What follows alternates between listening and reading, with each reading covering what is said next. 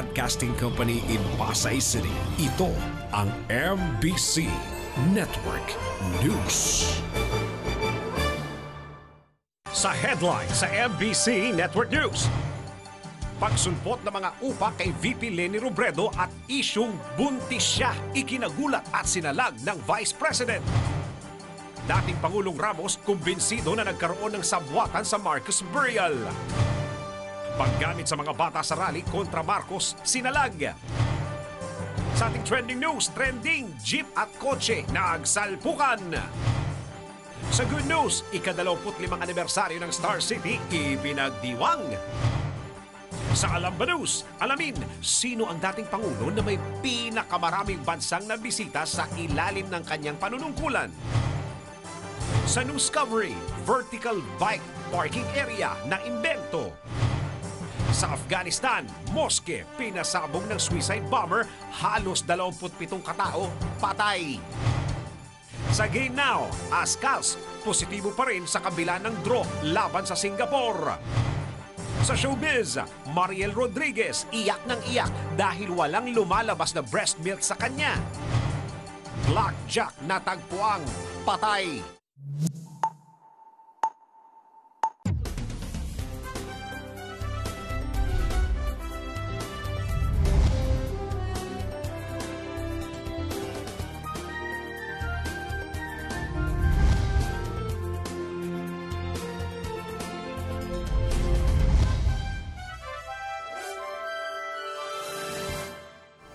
Magandang araw, Luzon, Visayas at Mindanao at sa buong mundo. Samahan po ninyo ako ng kalahating oras sa balitaan at narito ang detalye ng mga balita. Ikinagulat ng kapwa ni Vice President Leni Robredo ang isyong malapit na umano siyang matanggal sa kanyang posisyon bilang Vice Presidente at ang isyong buntis umano siya sa anak ni Congressman Bonet Banal. Kung ano ang naging reaksyon ng kapwa ni VP Robredo, alamin natin sa report ni RH48 Sheila Idubas. Ikinagulat ng kampo ni Vice President Leni Robredo ang mga kumakalat na balita laban sa kanya na kesyo bilang na umano ang mga araw nito bilang Vice-Presidente dahil uumpisahan ng bilangin ang boto laban kay dating Senator Ferdinand Bongbong Marcos Jr.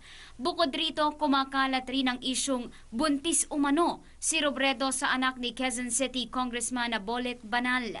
Takang-taka ang kampo ni Robredo kung bakit bigla na lang nagsusulputan ang mga isyu at pinaghinalaan ang kampo ni Marcos na may pakana nito. Narito ang bahagi ng pahayag ni Georgina Hernandez, tagapagsalita ng Vice Presidente.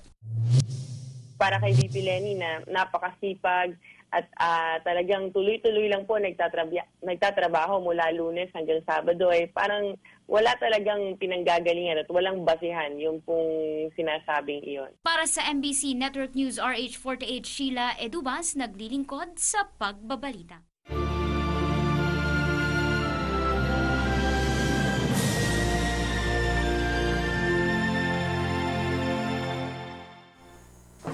Kumbinsido si dating Pangulong Fidel V. Ramos na nagkaroon ng sabwatan sa Marcos burial. Ayon kay dating Presidente Ramos, ito ang dahilan kung bakit naisagawa ng mabilis at palihim ang paglilibing sa tinaguriang diktador. Kung ano ang magiging implikasyon ng pagpapalibing kay Marcos sa libingan ng mga bayani, alamin natin sa report na yan mula kay RH09 sa Nicasulia. Hindi nagsisisi si dating Pangulong Fidel V. Ramos, si Pangulong Digong Duterte ang kanyang sinuportahan noong May 2016 presidential elections bagamat tutol siya sa desisyon nito sa isyu ng Marcos burial. Naniniwala si Ramos na nagkaroon ng sabwatan kaya naisagawa ang mabilis at lihim na paglilibing kay dating Pangulong Ferdinand E. Marcos sa libingan ng mga bayani. Ayon kay FBR, ang biglaang Marcos burial sa LNMB ay maituturing na step backwards sa Duterte administration. I felt very bad because I said it was a insult, it was a trivialization of the role, the sacrifices of our armed forces, PNP. There was advanced planning, call it connivance. RH9, Sunny Casulia, naglilingkod sa pagbabalita.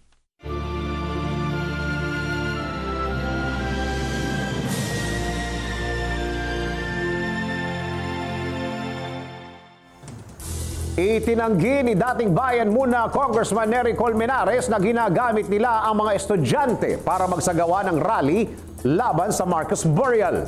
Ayon sa kongresista, wala silang kapangyarihan para utusan o kontrolin ang mga kabataan. Para sa kabuang detalye, alamin natin sa report ni RH44 Vien Dacles. Itinanggi ni dating Bayan Muna Congressman Nery Colmenares ang akusasyon na humahakot sila ng mga estudyante para magprotesta laban sa pagpapalibing kay dating Pangulong Marcos sa libingan ng mga bayani. Ayon kay Colmenares, wala silang kakayanan para mamilit ng mga kabataan at ang Administrasyong Duterte umano ang mas may tsansa na makapaghikayat kumpara sa kanila. Sa programang follow-up sa DZRH News Television, narito ang panayam kay Congressman Nery Colmenares. Kumbaga, namimilit daw kayo ng mga estudyante para sumama sa inyong mga protesta. Okay. Actually, pareho yan. Isa akong kaya nasa sapawan daw ng boses namin ang mga Marcoses, hindi daw na pinapakinggan. Pareho lang yung discussion kami. Ano ba ang poder namin? Marcos yan, Duterte yan. Marcos, senador, gobernador, one of the most the richest, one of the richest family in the country, the politically powerful. Duterte is the president. Tapos kami pa yung may kakayanang mamilit o kaya yung hindi napapakinggan ng boses ng mga Marcos. Weird yan. Ordinaryong taong bayan, alam mo. At kung meron mga, hindi nga kami nagsasabing hinahakot nila yung mga crowds nila kasi you know, kung maka 5,000 sila dyan, that's it. I mean, what can you do, di ba? Huwag naman nilang sabihin na yung estudyante ordinaryo, makababaw naman ang pagtingin sa estudyante na pwedeng pilitin. Paano man ang pilitin yun? Tutukan ng paril o ano. Diba? So, hindi totoo yan. And we're not going to resort to that tactic. Para sa MBC Network News, RH44, Vien Dacles, naglilingkod sa pagbabalita.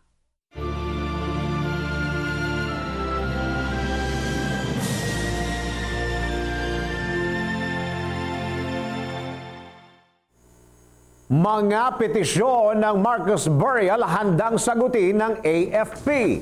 Magbabalita si Tuan Florante Rosales. Nakahandang Armed Forces of the Philippines na sagutin sa Korte Suprema ang anumang petisyon sa usapin ng pagdilibing kay dating Pangulong Ferdinand Marcos sa libingan ng mga bayani. Ginawa ni AFP Public Affairs Office Chief Colonel Edgar Darevalo ang pahayag matapos magharap ng contempt charge si dating Bayan Muna representative sa Torocampo laban sa AFP dahil nakipagkontsaba naman sa mga Marcos para itago ang libing ng dating strongman. Sinabi ni Colonel Arevalo na ginagalang ng military ang karapatan ng sinumang tao na maghain ng usapin sa Supreme Court. Sa kasalukuyan, wala pa umano natatanggap na abiso ang AFP at masyado pang maaga upang sagutin ang reklamong contempt sa Korte Suprema. Yan ang DZRH News, Florante Rosales ng RH21 ang nilingkod sa pagbabalita. Sa Mandala, pinagbibitiw na ni Pangulong Duterte ang mga kawani ng Energy Regulatory Commission matapos mapabalitaang nagpakamatay ang isang kawani ng ahensya dahil sa talamak na korupsyon. Pero nanindigan naman ang mga opisyal ng ERC na hindi sila alis sa pwesto dahil magpapatunay lang umano ito na guilty sila sa katiwalian. Kung ano ang sunod na akbang ng mga opisyal ng ERC, alamin natin sa report ni RH48 Sheila Idubas. Iniutos ni Pangulong Duterte na magbitiw ang lahat ng opisyal ng Energy Regulatory Commission kasunod ng suicide ng isang opisyal ng ahensya. Plano na rin gibain ng Pangulo ang komisyon batay sa impormasyong talamak ang korupsyon sa malalaking proyekto sa kuryente. Pero nanindigan si ERC Chairman Jose Vicente Salazar at Commissioners Alfredo Non, Ina Asarit at Gloria Victoria Taruk na huwag magbitiw sa katwirang magmumukha silang guilty na nagpakamatay si Director Francisco Villa Jr. dahil sa matinding korupsyon sa ahensya. Sa panig ni Salazar, hihirit siya ng audience sa Pangulo para linawin ang mga issue habang humingi naman ng impartial na investigasyon ang tatlong commissioner. Para sa MBC Network News, RH48 Sheila Edubas, naglilingkod sa pagbabalita.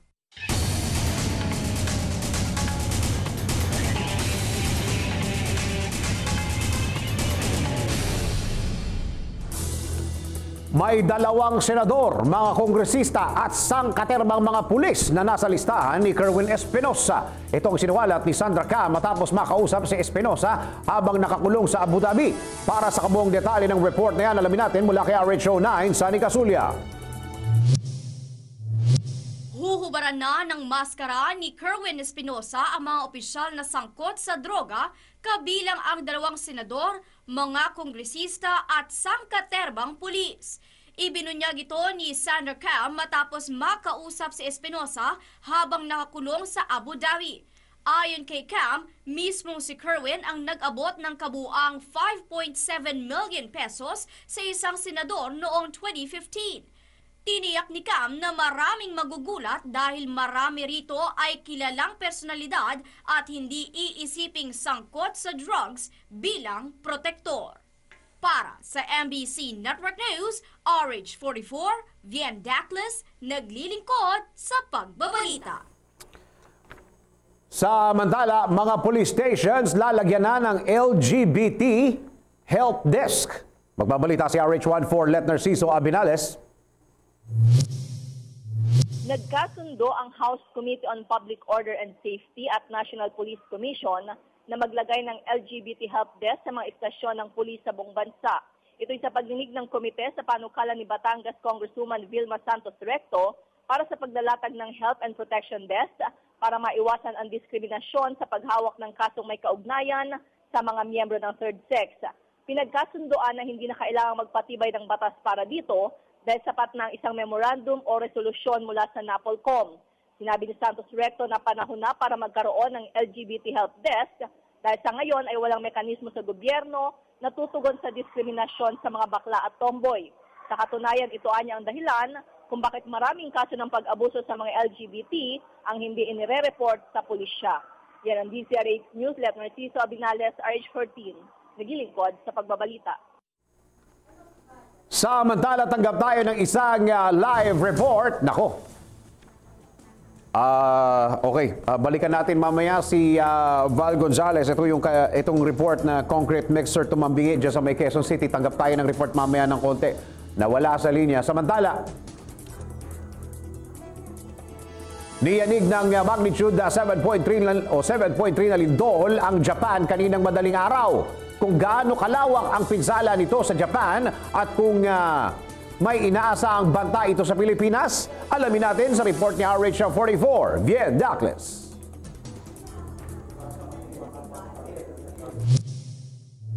Tinamaan ng malakas na lindol ang Japan. Tumama ang lindol sa Honshu Island dakong alas 5:59 ng umaga at inaasahan ng mula 3 hanggang 10 talampakang taas ng tsunami wave. Dahil dito, agad naglabas ng tsunami warning ang Japan Meteorological Agency kasunod ng magnitude 6.9 na lindol. Nag-abiso ang PHIVOLCS DOST na walang banta ng tsunami sa Pilipinas matapos ang lindol sa Japan at inaalam pang mabuti ng Japanese authorities ang lawak ng pinsalang iniwan ng panibagong malakas na lindol. RH9, Sunny Casulia, naglilingkod sa pagbabalita. Samantala, eto na, yung report na sinasabi ko po sa inyo kanina, concrete mixer, tumabingi ho ito ngayong umaga sa Quezon City. Alamin natin ang sitwasyon ngayon at pinaka-latest mula kay RH05, Val Gonzales. Val, kumusta na dyan? Dennis, alas 8:55 ng umaga kanina, nangyatuluyang maitayo ang nabuwal o natumbang cement mixer na naging dahilan ng pagkabuhol-buhol ng daloy ng trapiko sa westbound lane ng Commonwealth Avenue, Barangay Tandang Sora, Quezon City. Humambalang sa mahigit kalahati ng kahabaan ng Commonwealth Avenue ang tumagilid na cement mixer na pag-aari ng San Jose Builders na ito'y humambalang sa mismong pinakadulo ng Tandang Sora flyover na nagsimula ang aberya alas 3 pa ng madaling araw kanina. Ayon sa tauhan ng MMDA o ayon dito kay MMDA Inspector na si Virgilio Fulgencio, kaagad na tumakas ang driver ng cement mixer truck na kinilalang si Virgilio Fernandez na doon sa initial na investigasyon ay posible manong inantok kaya't nawala ng kontrol sa pagmamaneho. Umabot ang pila, Dennis, ng na-traffic na mga sasakyan hanggang sa Fairview Center Mall. O halos 8 kilometro mula doon sa pinangyarihan ng insidente. Kaya yung mga motorista, lalo na yung mga papasok ng kanilang mga trabaho, ay talagang nagkamot na lamang ng ulo dahil halos hindi na umuusad yung bahaging westbound lane ng Commonwealth Avenue na ang nagagamit lamang ay nasa 2 hanggang 3 lane. Ayon naman sa ginatawan ng San Jose Builders na si Engineer Chari Codilla, hindi na nila makontak pa din isang driver na si Fernandez. Dala marahil aniya nang takot na nararamdaman doon sa nakita niyang perwisyo na dulot ng pagtumba ng minamanehon nitong cement mixer. I-deliver sana ang ang halong simento dun sa kanilang kliyente sa bahagi ng Camoring, Quezon City mula doon sa pinanggalingan nito diyan sa bahagi ng Montalban, Rizal. Ayon naman dun sa site coordinator na sakay din ng cement mixer na si Raymond Refugio, pumutok daw yung gulong ng kanilang sasakyan dun sa gawing kaliwa sa harapan. Kaya't nataranta yung driver, kinabig na lamang niya pakaliwa yung manibela na kung sana'y inararo nito yung gilid. Inararo nito yung gilid ng Tandang Sora flyover at natumba pa yung isang poste ng ilaw. Aabot naman sa mahigit 300 piso ang sinasabing financial loss sa panig ng San Jose Builders, patay na rin dun sa assessment. Itong si Val, baka hindi 300 piso, 300,000. 300,000 piso yung financial loss. Dahil tumigas, Dennis, tumigas yung karga nitong cement mixer na sa pagtaya ng mga tauhan ng San Jose Builders ay aabot sa 20 tonelada yung laman nitong cement mixer na dadalhin sana dyan sa bahagi ng Camoring, Quezon City. Val, ano ba yan? Kasi minsan may nakakasabay ako ng mga ganyan. So habang tumatakbo yung mixer na yan, nagmi-mix ng kanyang semento. Correct, Dennis. Ito yung regular na nakikita natin sa daan na habang tumatakbo ay umiikot yung cement mixer at dito niya inihahalo para pagdating niya doon sa site na pagdadalhan nung yung mga halong simento ay ibubuhos na lamang, Dennis. Yan ba yung kasi ang alam ko niya sa mga may nilalagay sila para medyo hinahalo yan para fresh siya, tapos may hinahalo sila para madaling tumigas. Yung bang pagkakabuwag dyan yung pagkakatumba, hindi pa matigas yung hinalong semento, Val? Dennis, yung mga tumapon doon sa kalsada na simento na galing doon sa cement mixer ay tumigas na din. Ginamitan pa ito ng pako ng mga tauhan ng Metropolitan Manila Development Authority na nagtulong-tulong para lang sa ganon ay matanggal yung cement mixer na hindi na nakarating doon sa kanyang pupuntahan kung hindi tumapon na sa abahan mismo ng Commonwealth Avenue. Val, ano ba yan? Wala bang pahinanti yan? Driver lang ba talaga yung mag-isa doon sa loob ng truck? Tanging driver lang, Dennis, at yung coordinator ng San Jose Builders. Coordinator, ang ibig sabihin, mula doon sa site ay siya ang makikipag-coordinate doon sa kanilang kliyente kung saan ay ibabagsak, Dennis, yung produkto. Ang kasama nitong driver na si Virgilio Fernandez ay itong si Arnold Refugio na coordinator ng San Jose Builders at mabuti na lamang, Dennis, ay walang tinamang kasabay na motorista dahil kapag nagkataon ay perwisyo at talagang kalulos-lulos ang mangyayari dahil matatamaan o mapipit-pit ito ng mabigat at malaking dambuhalang cement mixer. Considering yung time, yan yung considering yung time, Val, alas 8, dapat mga na yan, peak hour na yan ng traffic. Nangyari yung insidente alas 3:25. Alas 3 pa. Okay, alas 8 yung sinabi mo natanggal. Oo, kung imaginin mo yung oras na yun, Dennis, ay talagang mabibilis yung mga daloy ng mga sasakyan kapag ganong oras. Kaya ito yung naging dahilan kung bakit mabilis marahil yung patakbo nitong driver na si Fernandez na nung pumutok base doon sa kanilang salaysay, na nung pumutok yung unahang gulong, ay hindi na nito makontrol pa yung manibela, pero titingnan to rin yan ng mga tauhan ng Metropolitan Manila Development Authority at maging ng mga tauhan ng Quezon City Police District Traffic Sector 5 kung may katotohanan ito dahil sa hinala ng mga otoridad nakatulog yung driver na mabilis na tumakas matapos ang insidente. Iyan ang DCRH News. Val Gonzales, RH number 5, naglilingkod sa pagbabalita. Nagre-report ng live sa RHO 5, Val Gonzales.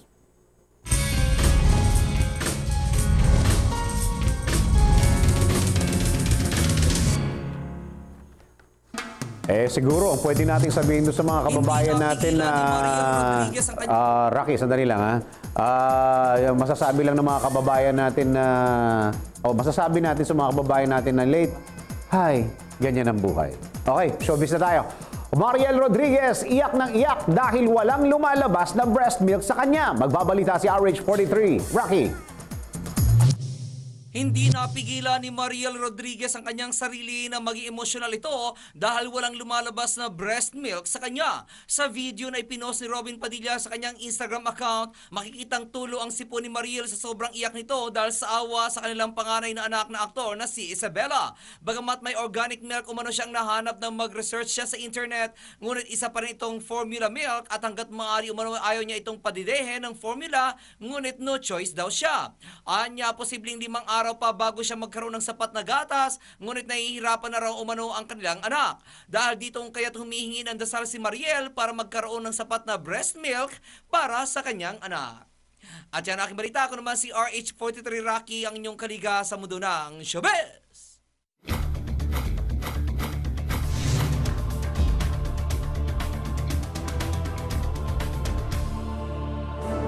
Yung sa kanina, Commonwealth, disgrasya sa kali. Ito pa, isang disgrasya sa kali. Babalao sa mga motorista, sundin po natin ang traffic lights para hindi tayo magaya sa trending video na ito kung saan makikita ang isang jeep na sumalpok sa isang kotse sa kahabaan ng Pedro Hill Street, corner Taft Avenue. Para sa kabong detalye, alamin natin ang report ni RH44 Viet Dacles.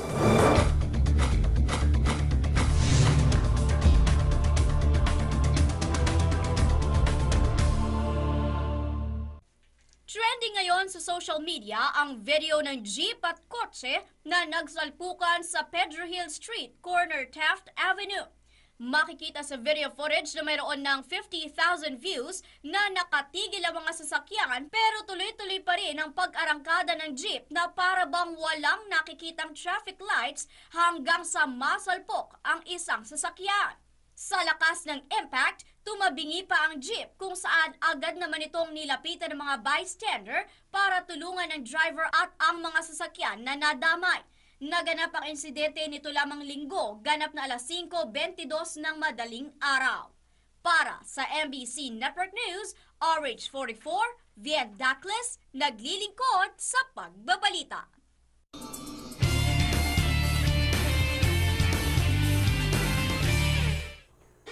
Sa loob ng 25 taon, naging takbuhan na ng marami sa ating mga Pinoy ang Star City kung saan feel nating manatiling bata at mag-enjoy at sa ilang dekada ng paghatid tuwa at excitement sa pamilyang Pilipino. Wika nga, the fun never stops. At ano nga bang naganap sa naging kasiyahan sa anibersaryo ng Star City?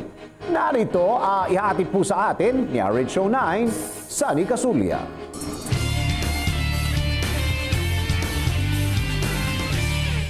The fun never stops sa 25 taong paghatid ng ligaya at excitement sa mga Pinoy. Nito lamang nakaraang Sabado, isa na namang milestone ang ipinagdiwang ng mga bumubuo ng paboritong amusement park ng masang Pilipino, kasama ang mga taong nasa likod ng tagumpay nito sa loob ng 25 taon. At sa naganap na Silver Anniversary Celebration ng Star City, wika nga, it brings back the memories matapos muling balikan ang humble beginnings ng amusement park hanggang sa maging household name na ito ng maraming mga Pinoy. Nagsilbing reunion na nasabing kasiyahan matapos na dumalo ang marami sa mga nagsimula ng paghahatid ng tuwa kasama ang Star City since it started. Present din sa kasiyahan ng ilang mga personalidad na nagbigay kulay sa pagkakakilanlan ng Star City tulad ng mga boses sa likod ng dati at kasalukuyang theme song ng amusement park. And to top it all, of course, hindi maaaring mawala ang siyang utak sa paghahatid ng tuwa sa pamilyang Pilipino, ang Elizalde family na siyang dahilan kung bakit 25 taon nang kasama ng mga Pinoy ang Star City. At pangako ng Star City, the fun never stops and it's definitely going more rides, more fun at Star City. At yan ang ating good news. Sunny Casulia, RH9, naglilingkod sa pagbabalita.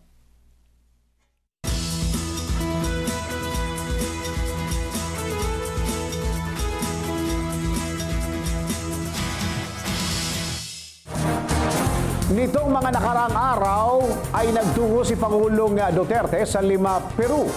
Pero bago ito, matatandaan na ilang bansa na rin ang binisita ng Pangulo katulad na lang ng Malaysia, China at Japan. Pero sino nga ba ang dating Pangulo na may pinakamaraming napuntahang bansa sa ilalim ng kanyang panunungkulan? May idea na ba kayo? Ako meron na. Alamin natin yan sa report ni RH49, Rita Salonga.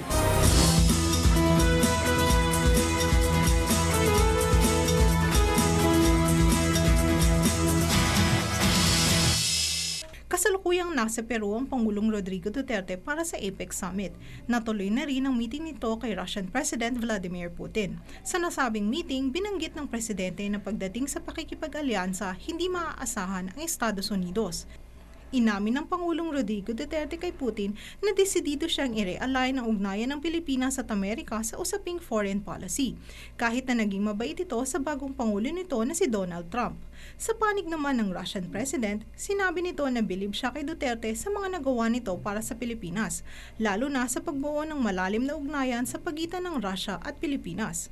Mula na maupo ang Pangulong Duterte, ang kanyang lakad sa Peru ay ang pangsyam na official international visit nito.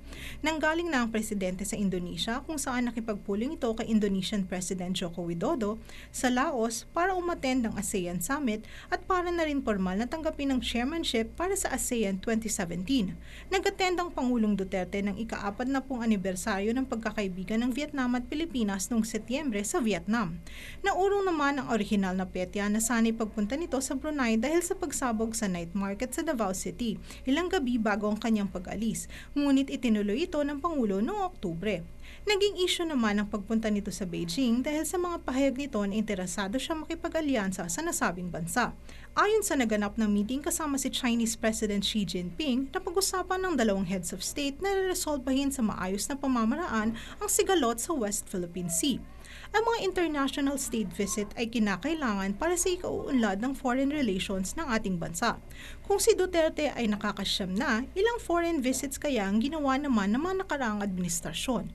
Para sa kabuuang balita, maglagon lang sa www.tcihnews.com. Para sa Alam Pa News, RH49, Rita Salonga, naglilingkod sa pagbabalita.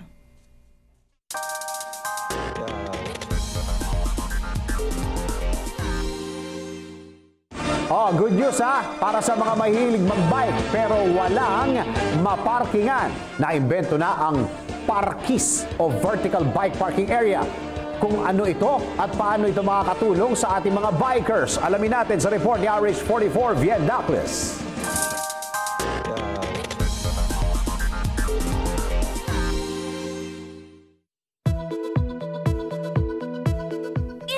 Bang cyclist o gusto mong magkaroon ng bike pero wala kang enough space to park your bike? Narito na ang Parkis, ang vertical bike parking area para sa inyong mga bisikleta. Sa pamagitan ng Parkis, makakasave ka ng malaking space. Bukod pa ito sa stylish at madaling gamitin kahit ng mga teenager at buntis. Bukod dito, sinosolve din ng Parkis ang messy parking ng mga bike dahil naniniwala ang Parkis na ang bike parking should be simple, quick at effortless. Ang parkes ay may dalawang pagpipilian. Ang original parkes na kulay dilaw at ang luxury parkes na kulay metallic. At yan ang ating news coverage, RH44, Vien Dacles, naglilingkod sa pagbabalita.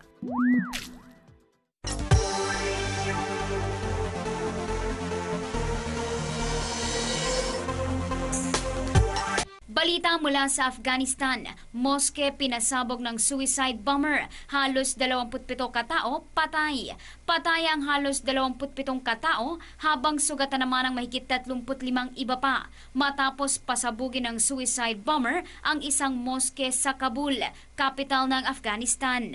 Naganap ang pagpapasabog habang nagsasagawa ng religious ceremony ang mga Muslim bilang paggunita sa kamatayan ni Imam Hussein, apo ni Prophet Muhammad.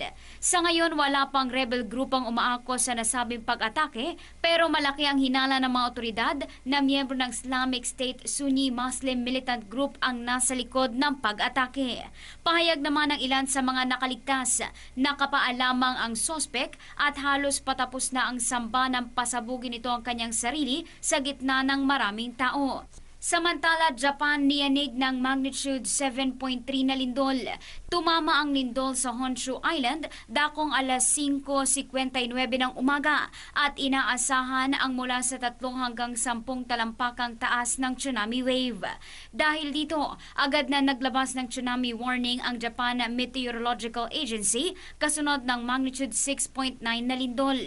Nag-abiso ang PHIVOX DOST na walang banta ng tsunami sa Pilipinas matapos ang lindol sa Japan at inaalam pang mabuti ng Japanese authorities ang lawak ng pinsalang iniwan ng panibagong malakas na lindol.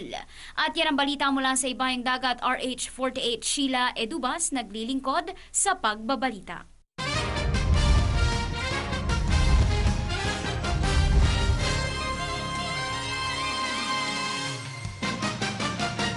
Optimistic pa rin ang outlook ng Philippine Ascals para sa kanilang laro laban sa Indonesia.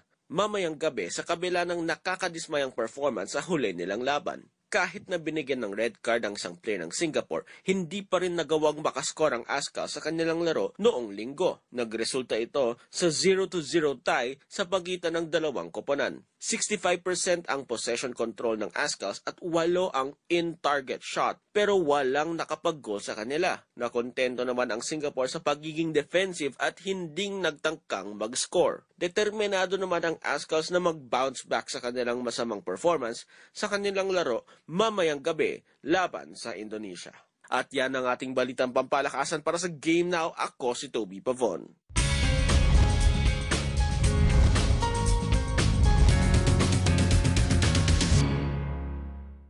Patay na ang singer na si Blackjack. Si Blackjack na Joseph Formoran Amoto sa tunay na buhay at nagpasikat ng awiting Bikining Itim ay natagpuan ng kanyang anak sa loob ng kanilang condominium unit sa Sampaloc, Manila na wala ng buhay.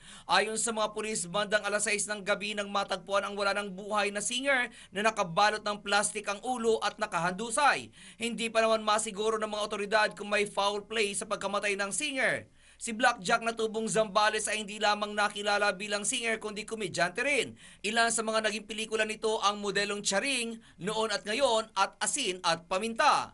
Kasal ito kay Twinkle Estanislao kung saan siya mayroong 4 na anak dito. Noong 2014, naaresto ang singer sa kasong malicious mischief, alarming scandal at illegal possession of drug paraphernalia na natagpuan sa loob ng kanyang apartment sa Cubao. At yan aking balita, ako naman si RH43 Rocky, ang inyong kaliga sa mundo ng showbiz.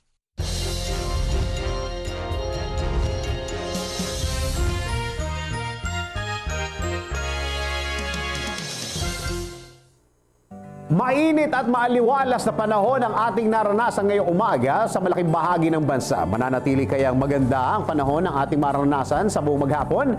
Alamin natin ang latest weather situation sa buong kapuluan mula kay RH44 Vien Dacles. Vien. Thank you, Dennis. Patuloy na binabantayan ng low pressure area or LPA na namataan ng pag-asa na inaasahang papasok sa Philippine Area of Responsibility o PAR anumang oras ngayong araw. Bagamat maliit lamang ang tsansang ito ay maging isang bagyo at hindi ito masyadong makakaapekto sa lagay ng panahon sa malaking bahagi ng bansa. Kaya't asahan na magandang panahon sa bansa maliban sa maitatalang isolated rain showers at thunderstorms, partikular sa eastern section ng bansa dahil sa pag-iral ng easterlies. Samantala, nagpakita ang araw kaninang 6 o'clock ng umaga at lulubog naman mamayang 5:24 ng hapon. At para naman sa ating 5-day weather forecast, narito po ang ating nakalap mula sa MBC Network News Weather Center.